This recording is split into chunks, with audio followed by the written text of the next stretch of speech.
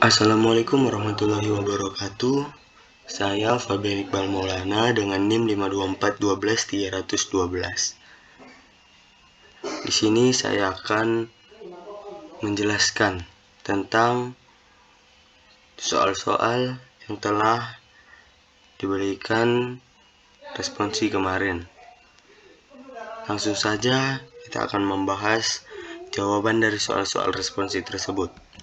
Yang pertama adalah tegangan listrik. Tegangan listrik adalah perbedaan potensial listrik antara dua titik dalam satu rangkaian listrik. Tegangan listrik juga dikenal sebagai beda potensial atau voltage.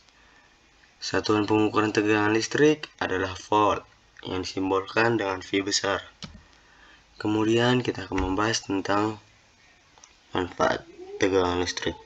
Yang pertama, memungkinkan arus listrik mengalir. Yang kedua, mengontrol arus listrik. Yang ketiga, memastikan arus listrik bekerja dengan baik.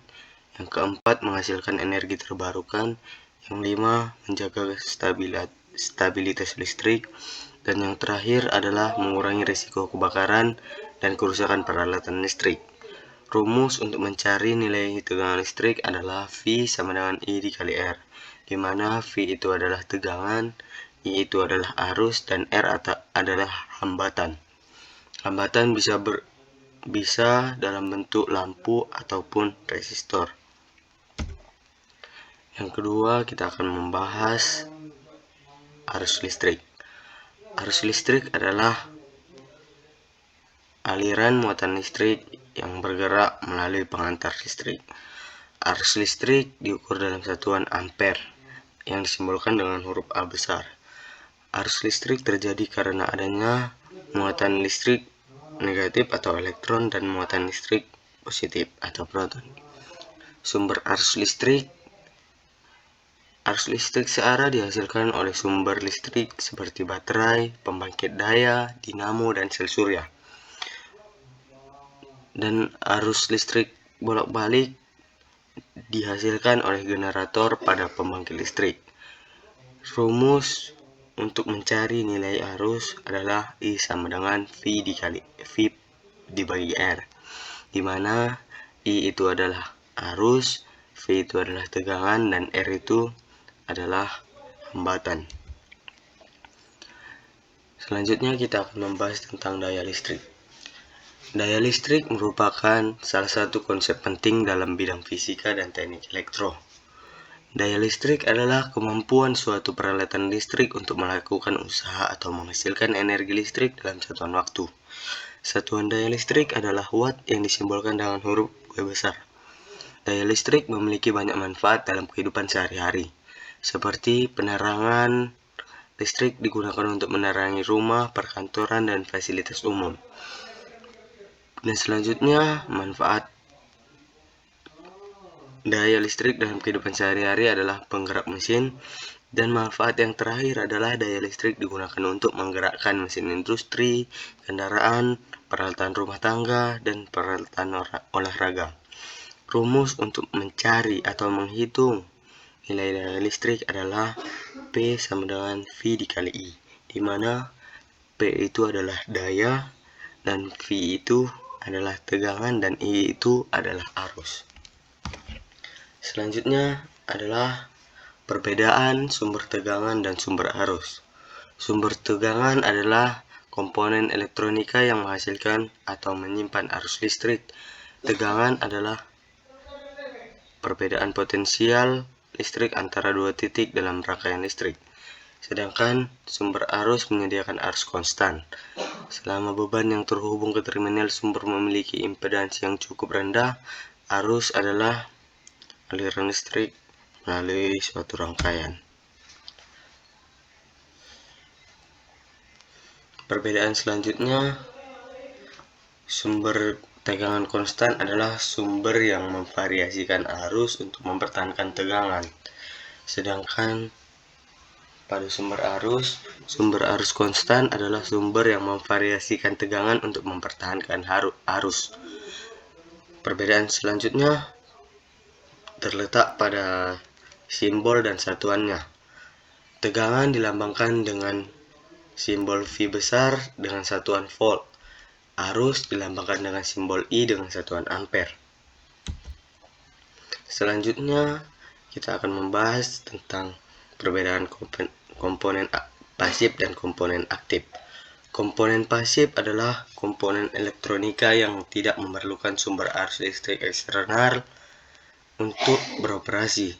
Komponen ini berfungsi untuk mengonsumsi, menyimpan, atau melepaskan daya listrik. Contohnya adalah resistor, kapasitor, induktor, dan transformator atau trafo. Komponen aktif adalah komponen elektronika yang membutuhkan arus listrik eksternal untuk beroperasi. Komponen ini dapat menguatkan, menyearahkan, atau mengubah bentuk energi. Contohnya adalah dioda, transistor,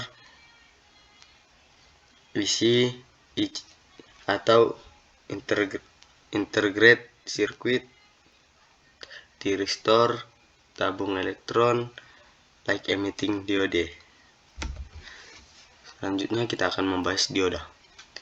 Dioda sendiri umumnya tersusun dari dua komponen pembentuk, yaitu dua buah kutub elektroda yang saling berlawanan. Hal ini karena masing-masing terminalnya memiliki muatan yang bersifat positif dan negatif. Dioda adalah suatu komponen elektronika yang memiliki dua terminal yang memungkinkan untuk mengalirkan arus listrik hanya dalam satu arah tertentu. Ini berarti arus hanya akan mengalir dari terminal positif ke terminal negatif, dan sebaliknya, arus tidak akan mengalir dari terminal negatif ke terminal positif. Fungsi dan contoh dioda.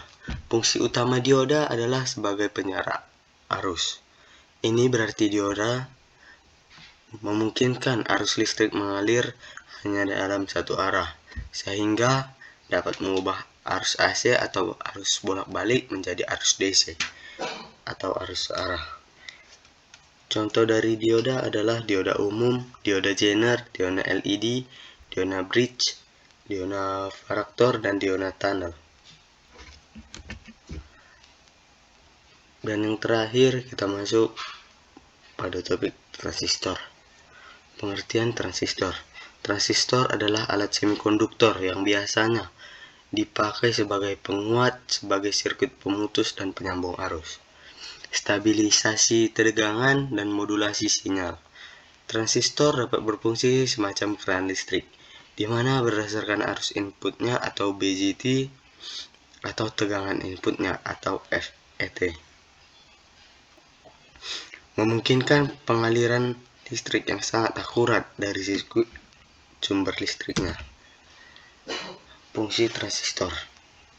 Fungsi transistor ada 3, dan yang pertama adalah penguat sinyal, yaitu mengubah sinyal kecil menjadi sinyal besar. Contohnya pada speaker, earphone, dan amplifier audio. Yang kedua, saklar elektronik, yaitu memutus dan menyambungkan arus listrik. Contohnya pada logika digital dan sirkuit saklar. Yang ketiga adalah pengendali arus, yaitu mengendalikan aliran arus dalam sirkuit. Contohnya pada regulator tegangan dan sirkuit pelindung. Contoh dari resistor adalah transistor bipolar atau BJT, transistor efek medan atau FET, transistor unijunction atau UJT, insulated gate bipolar transistor atau IGBT, transistor Darlington, transistor bipolar heterojunction atau HBT, dan yang terakhir adalah fototransistor. Mungkin cukup sekian materi yang dapat saya bawakan pada kesempatan kali ini. Kurang dan janggalnya saya mohon maaf.